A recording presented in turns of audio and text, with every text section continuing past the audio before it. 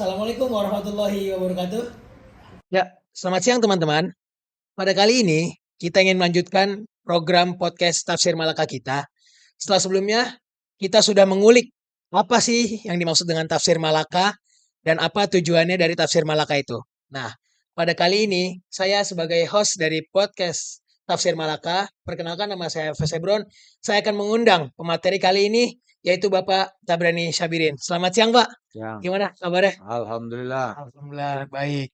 Setelah sebelumnya nih Pak, kita kan udah bahas-bahas nih Pak, apa sih itu tafsir Malaka dan apa sih yang dimaksud dengan tafsir Malaka? Nah, pada kali ini Pak, kita akan membahas pembahasan yang tidak kalah menarik Pak. Pada kali ini kita akan membahas tentang takdir Pak. Takdir ya. Nah, mungkin orang pada bertanya-tanya nih Pak, dan gak semua orang tahu nih, apa sih itu takdir Pak menurut Bapak dan menurut pemikiran dari Tan Malaka. Silakan Pak. Ya, terima kasih. Pertama kita akan bahas dulu dalam Islam itu memang ada salah satu dimensi itu namanya takdir, Betul. ya kan? Heeh. Dalam sejarah Islam itu ada orang mengatakan harus beriman kepada takdir. Cuma dalam pelaksanaannya di sini banyak perbedaan. Kita lihat dalam sejarah itu takdir itu, semangat takdir itu digunakan oleh orang-orang yang tidak mau bertanggung jawab. Betul. Dia nggak mau tanggung jawab, bilang takdir. Lagi zaman sekarang ya. Apalagi sekarang, misalnya nih ya, ini maaf Iya. ini ada apa ruangan di apa musala apa masjid di pesantren di Sidoarjo, Hmm. gitu. Eee, Apa namanya Al-Khazin Al Khazin. Itu yang ruangannya rubuh, katanya itu takdir. nah Gitu. itu saya kurang mohon maaf ya, saya kurang Ah, setuju sama kiainya ah, pas diwawancara bilangnya, "Itu takdir Allah," takdir gitu. Allah. Orang mati berapa itu mati kemarin tuh? Kurang lebih 57 kalau nggak salah. 57, yang cedera lain-lain itu ada seratusan Iya, itu, lebih heeh, 100. heeh. Itu bilang tuh takdir. Dengan entengnya gitu ngomong itu Kalau itu takdir. memang takdir tuh siapa yang disalahkan? Tuhan. Nah, itu kita lihat itu cara untuk melepaskan diri dari tanggung jawab, ya kan? Iya betul. Padahal kan gampang tuh kalau mau lebih, karena logika yang diajarkan oleh Tan Malaka itu untuk membahas sebuah kebenaran itu ada logikanya. Logika pertama dinilai dari sisi sub materi, itu yang paling penting. Materi itu bisa berdasarkan sains, ya kan? Data, heeh, Data. mhm. Ada juga orang katanya yang nggak bisa ditolerir itu adalah yang berdasarkan mistik. Mistik, iya, Nah, betul. mistik itu yang nggak bisa dicerna oleh akal, ya kan? Misalnya ini diserahkan ke Tuhan, itu tanggung jawab manusia di mana? Iya kan? Betul. Ini contoh nih. Kemudian di tengah itu datanglah semangat politik gitu. Orang politik datang, yang dia syukuri terima kasih ke kiainya, bukan kepada korbannya. Korbannya, Korbannya hibur aja sudah. Dia sudah ditentukan oleh Allah, gitu. Bukan karena kelalaian gitu. Mesti kan kalau dilihat arsiteknya iya, siapa, memenuhi standar nggak bangunannya, kan itu aja mhm. ditelusuri gitu. Lalu berkembang kemana-mana. Ya kalau begitu kata orang-orang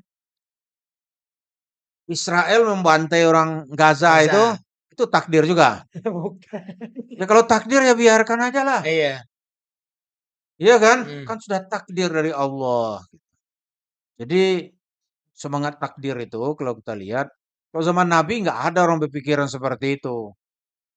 Kan ada itu dia datang mau ngaji sama Nabi, Iya, ontanya nggak diikat gitu. Tahu ontanya hilang, ya kan? mhm, Begitu ontanya hilang, itu takdir. takdir. Ya nggak benar dong. Kata Rasulullah, kamu nggak ikat ontamu tadi. Coba Iya. tadi ditambatkan dengan tali yang benar, nggak lari dia tuh.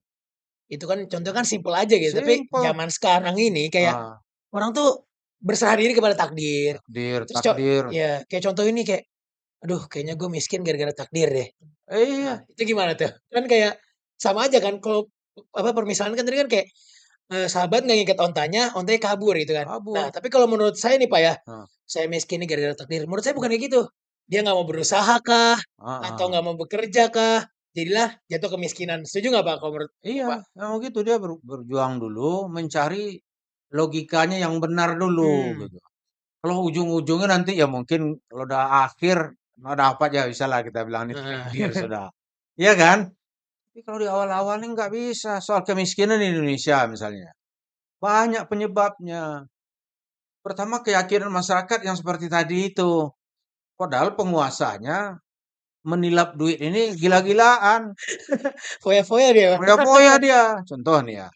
Yang diributkan orang tuh ada dekat di sini nih, Pemda. Hmm. Pemda itu untuk pembangunan fasilitas umum, dianya memakai dana 6 miliar.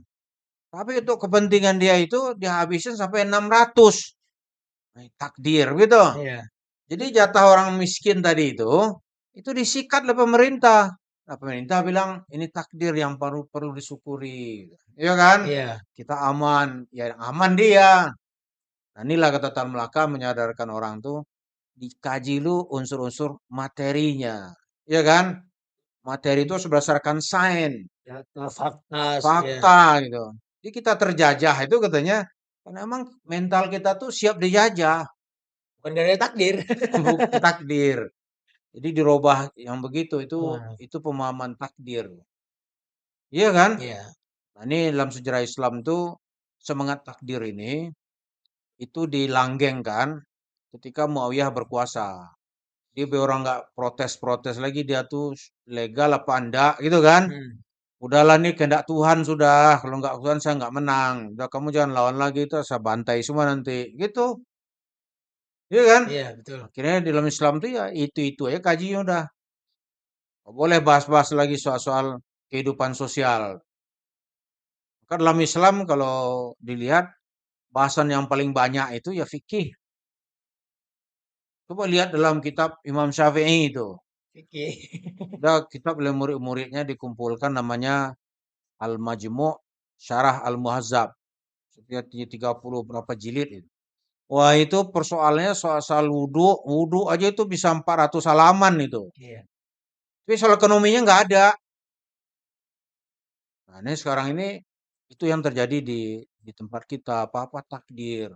Kalau digugat, orang marah. Betul. Kalau banyak orang mati, nyawa orang hilang gitu. Seolah-olah nyawa orang hilang itu ya nyawa orang miskin ini kira-kira Eh. gitulah. Iya kan? Iya, iya, iya. Nyawa orang miskin nggak apa-apa lah, biar aja lah. Gitu. Itu yang terjadi.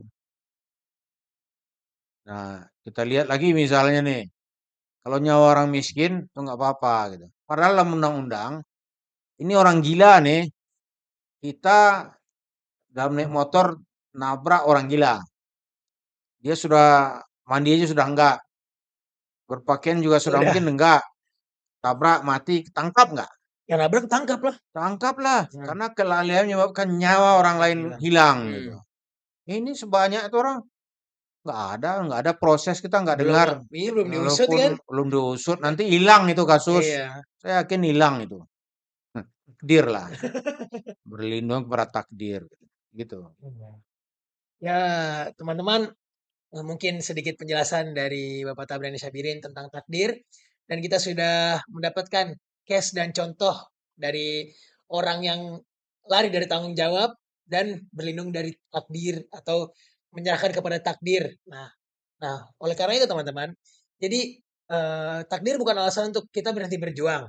Takdir justru mengajarkan kita untuk percaya, tenang, dan tetap berbuat baik karena semua sudah dalam kendali Allah yang maha bijaksana. Kalimat penutupnya sederhana, kita tidak tahu apa yang akan terjadi, tapi kita tahu siapa yang menakdirkan. Mungkin cukup sekian. Terima kasih. Wassalamualaikum warahmatullahi wabarakatuh.